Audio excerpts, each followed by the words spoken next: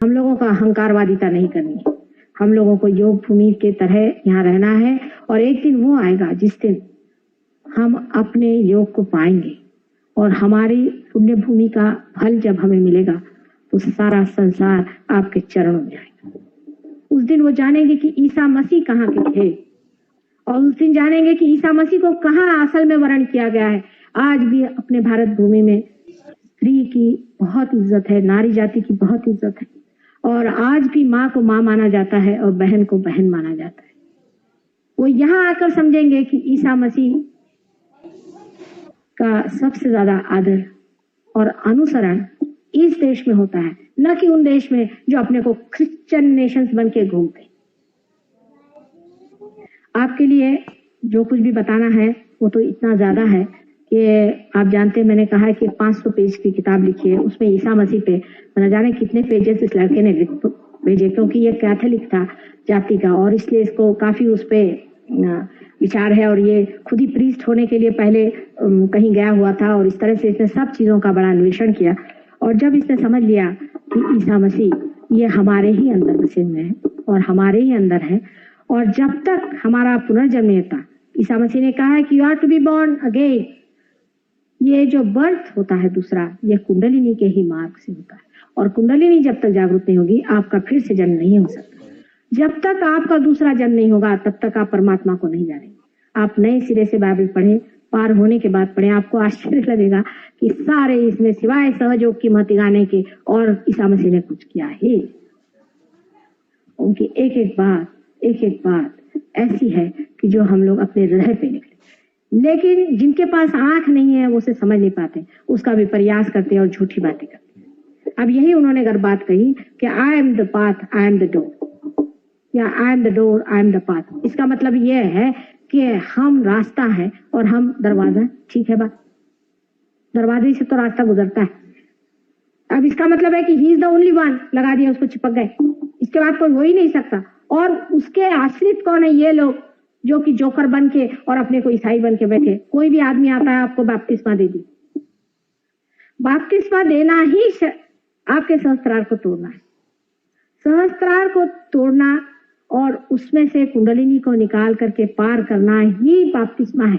यानी कुंडलिनी का जो आखिरी काम है वही बपतिस्मा है। और ये लोग जो आपको बपतिस्मा देते रहते हैं चर्च में, इनको क्या अधिकार है बपतिस्मा देने का? ये तो अनधिकार चेष्टा करें। और नहीं तो उन्होंने आप फिलैंथ्रोपिक वर्क शुरू कर दिया, फिलैंथ्रोपिक वर्क की, चलो भाई गरीबों की सेवा करो और इनकी सेवा करो और उनकी सेवा करो। अब आप कहेंगे माता जी ये तो अच्छा काम है। अच्छा तो है, लेकिन ये भगवान का काम नहीं, ये मनुष्य का काम। आपने गरीब बनाए, आपने उनको दुखी किया, आप उनको ठीक करें। परमात्मा का काम ये नहीं है कि जाकर गरीबों की सेवा करो और जाकर के गरीबी पहले तैयार करो फिर गरीबों की सेवा करो। परमात्मा का काम है कि तुम्हें परमात्मा के साम्राज्य में ले जाए, परमात्मा से मिलाएं, उनके सुख, शोभा, शांति, ऐश्वर्य सबसे परिपूर्ण करें। यह परमात्मा का काम। ये नहीं है कि एक आदमी चोरी करता है, चकारी करता है, झूठ बोलता है और मैं गरीब हूं बन करके दुनिया भर में घूमता है, उसके जाके चरण छू। ये फिलैंथ्रोपिक वर्क जो है ये मनुष्य का काम है, इसको पूरी तरह से हमको समझ लेना चाहिए। मैंने पूछा कि भाई ये ईसाई लोग काहे को फिलैंथ्रोपिक काम कर रहे? जा गए, वो तो ईसाई बनाने के पीछे में, कहीं आदिवासी लोग बैठे हो वहां पहुंच गए फिलैंथ्रोपिक वर्क करने के लिए, सबको ईसाई बनाते हैं। गधे को तुम कुछ भी बनाओ, ईसाई बनाओ और मुसलमान बनाओ तो गधा बनाओ, वो गधा ही रहेगा। उसके ऊपर में आप सिर्फ वो नंबर बदलने से कुछ फर्क थोड़ी पड़ने वाला है। पर ये बेवकूफ सोचते हैं कि उससे हमारी डेमोक्रेसी बढ़ती, उसका पॉलिटिक्स बना दिया इन लोग। वो जो भी हो, उनसे आप सीधे पूछे फिलैंथ्रोपी आप क्यों करते हो? तो उन्होंने उसमें बाइबल का जो उदाहरण दिया वो बड़ा मजेदार है और देखकर आपको पता होगा कितने बेवकूफ लोग होते हैं। उसमें यह उदाहरण दिया उन्होंने कि एक बार जूदा ने, मारी मगदलीनी ने एक तेल, बहुत महंगा तेल खरीदा और वो लाई और ईसा मसीह से कहने लगे कि मैं चाहती हूँ कि तुम्हारे शरीर को मैं इसे मालिश करूं। तो जूदा ने कहा कि भाई इनके शरीर पर इतना महंगा तेल क्यों तुम वेस्ट कर रही हो, ये तो बेचकर गरीबों को बांट दे। वो थे ना फिलैंथ्रोपिक, उन्होंने अंत में आपको मालूम है ईसा मसीह को पकड़वा दिया था।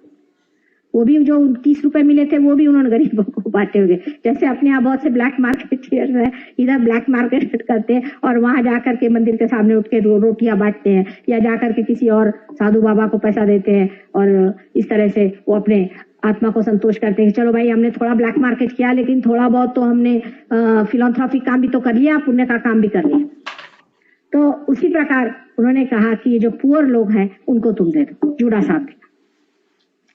तो ईसा मसीह ने उस वक्त ये जवाब दिया कि this poor are forever but I am for a short time. मतलब ये है कि डिवाइन लाइफ जो है वो शॉर्ट टाइम के लिए आई हुई है, उसको देखो, उसका महत्व है। ये पुअर तो हमेशा का ही सरदर्द है। और बहुत रईस लोगों के लिए भी उन्होंने कहा था कि it is easy for a camel to pass through the nose of an eagle, but it is an impossibility for a rich man to go enter into the kingdom of God. ये दोनों extremes को उन्होंने through out अपने life में बताया कि ये दोनों एक्सट्रीम्स को आप खत्म करें। और ईसाई लोग इस एक्सट्रीम पे तो भी है, नहीं तो उस एक्सट्रीम पे तो। अब वो फिलॉन्थ्रोपिक काम करें, अपने यहाँ भी बहुत से लोगों ने उनको देखे मिशन खड़े करें, और इस मिशन से जो लोग आते हैं पार नहीं होते, वो कहते हैं माँ हम तो इतना मिशन का काम करें। हाँ करो, सरकारी तौर से करो, प्राइवेट तौर से करो। आप इसको कहो कि ये सार्वजनिक कार्य है, सबको अच्छाई है, इसके लिए यहाँ बहुत से नाम भी है, सोशल वर्क कहो इसे। लेकिन परमात्मा का ये कार्य नहीं, मिसअप्रोप्रिएशन करने की कोई जरूरत नहीं। परमात्मा का कार्य तो अबाधित बहता है। जैसे अब लोग कहेंगे माँ अभी तो लोगों की बीमारी ठीक करते हैं, हम कुछ करते धरते थोड़ी है, वो तो ठीक हो जाते हैं अपने आप। हम कुंडलिनी को जागरूक करते ठीक हो जाते। हम कोई उसका कार्य नहीं कर रहे हैं कि हम जाकर के कहीं अस्पताल में पहुंचे, वहां 25 बीमारों को ले आओ, उनको ठीक करो। ये तो अपने आप ही घटित हो जाता है, क्योंकि ये हमारे अंदर से बहने वाला जो प्यार है उससे कोई ठीक हो जाता हो जाए। ईसा मसीह ने भी लोगों को ठीक किया था, क्योंकि उसके अंदर से बहने वाली जो एनर्जी थी उसे लोग ठीक हो गए। लेकिन वो जाकर के किसी की चरण सेवा वहां करने बैठे नहीं थे। इस बात को पूरी तरह से मनुष्य को समझ लेना चाहिए। जो गलतियां इन लोगों ने की है वो आपका कार्य है कि आप स्वयं आत्म साक्षात्कार प्राप्त करें। आत्म साक्षात्कार प्राप्त करने के बाद आपके अंदर ये सब शक्तियां स्वयं जागृत हो जाती। माने आप किसी की बीमारी ठीक कर सकते हैं। हमारे यहाँ बहुतों ने कैंसर तक ठीक किया, सही बात, इसमें कोई झूठ नहीं। कैंसर सिर्फ सहयोग से ही ठीक हो सकता है, ये भी बात सही। अभी यहाँ जिन्होंने मेरे गले में हाथ डाला था, ये देवी जी ने 50 लोगों को ठीक किया। मैंने उससे कहा छोड़, तू क्यों करती इनको ठीक? क्योंकि वो करते करते फिर उनके दिमाग में ये आया कि ये लोग तो किसी काम के नहीं, ठीक होने के बाद चले गए। ये तो परमात्मा को खोजते नहीं। इनको तो ये है कि परमात्मा का उपयोग सिर्फ इसलिए करें कि हमारी बीमारी ठीक हो जाए। इनको ये नहीं है कि परमात्मा को पाया जाए। परमात्मा ऐसे शरीरों को भी क्यों ठीक करेगा जो परमात्मा के दीप नहीं है? आप क्या ऐसे दीप ठीक करते हैं जो किसी काम के नहीं? ऐसे ही दीप स्तंभ लगाए जाते हैं कि जो सारे संसार को प्रकाश दे। परमात्मा में भी अकल है, वो कोई ऐसे नहीं है कि ऐसे बेवकूफों को और ठीक करते फिर। जिन मनुष्य में इस चीज की शक्ति नहीं है कि परमात्मा का प्रकाश फैलाएं और परमात्मा का मार्ग सुधारें और उनके लिए लोगों को कुछ विशेष रूप से दान दें, वैसे लोगों को कोई भी परमात्मा कोई भी इस तरह की चीज नहीं देना चाहते जो ये काम नहीं करते। जो लोग अपने को ऐसे गलत रास्ते पर रखे हुए हैं कि हम बड़ा भारी फिलॉन्थ्रोपिक काम कर रहे हैं, हम बड़ा देश कार्य कर रहे हैं। अभी एक साहब ने मुझे फोन किया कि मैं गया था वहां राहत देने लोगों को। मैंने कहा वही देते रहिए आप, आपके लिए वही ठीक है। फिर किसी की मैं आंखें ठीक करने गया था, वो करते रहिए, उसमें कोई हर्ष नहीं। आप करिए, एज ऑफिशियल करिए या एज ह्यूमन बीइंग करिए, एज अ सोशल वर्कर करिए, पर ये परमात्मा का काम कभी भी नहीं है। इसलिए आप परमात्मा से मत जोड़े। हर एक चीज आप परमात्मा से लगा देते हैं। यहाँ तक मैंने देखा, यहाँ एक आदमी साईनाथ बीड़ी करके बेच रहा। कोई चीज की कोई हद होनी चाहिए। हर एक चीज आप परमात्मा से लगा देते। साईनाथ बीड़ी, साधना साबुन, बताइए कोई चीज का। और विष्णु छाप हींग, लक्ष्मी छाप हींग, बताइए क्या इन लोगों ने मजाक बना रखा है भगवान का। और क्या आपको इससे क्या लाभ होने वाला? पहले माँ इसलिए हम कहते कि हमारे लिए शुभ होएगा। शुभ माने क्या? हम पैसा ज्यादा कमाएंगे। कभी नहीं कमाने वाले आप। इस तरह के आप धंधे करिएगा तो आपको बहुत तकलीफ होगी। ये तो अपमान है साक्षात लक्ष्मी का कि उसको हींग बना दी। इसी प्रकार के अनेक काम मनुष्य करता है जिसको कि मिसअप्रोप्रिएशन होता है। और इसी प्रकार हमने ईसा मसीह के साथ भी यही खेल किया। हमें पता होना चाहिए कि ईसा मसीह न किसी की प्रॉपर्टी है, न किसी की संपदा है।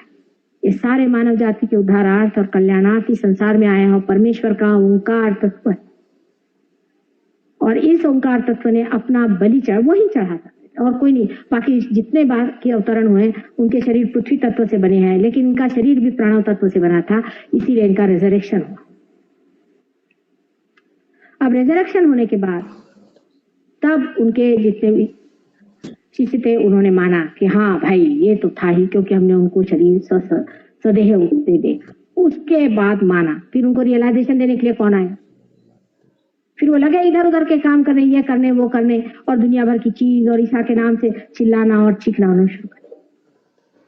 जब ये सब चीखना चिल्लाना शुरू किया तो उनके अंदर भूत आ गए और वो नाना तरह की भाषाएं बोलने लगे, नाना तरह की बातें करने लगे, और उसको बाइबल में उन्होंने लिख रखा। अब सब लोग ये सोचते हैं कि अंदर में भूत आना ही एक ईश्वरीय आत्मा का आशीर्वाद है।